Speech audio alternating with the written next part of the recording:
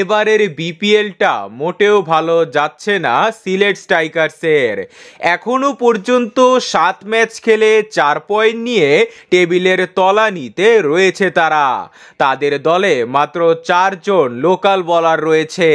তাদের মধ্যে একমাত্র তানজিম হাসান সাকিব ছাড়া আর কোনো বোলার তেমন ফর্মে নেই।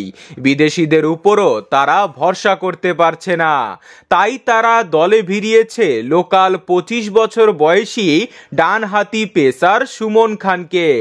এখনো পর্যন্ত একটি মাত্র ইন্টারন্যাশনাল ম্যাচ খেলেছেন তিনি।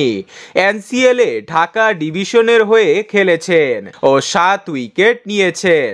ওদিকে দুর্বার রাজশাহীতে বসেছে বিদেশি তারকাদের মেলা। তারা একের পর এক বিদেশি খেলোয়াড়কে দলে ভিড়াচ্ছে।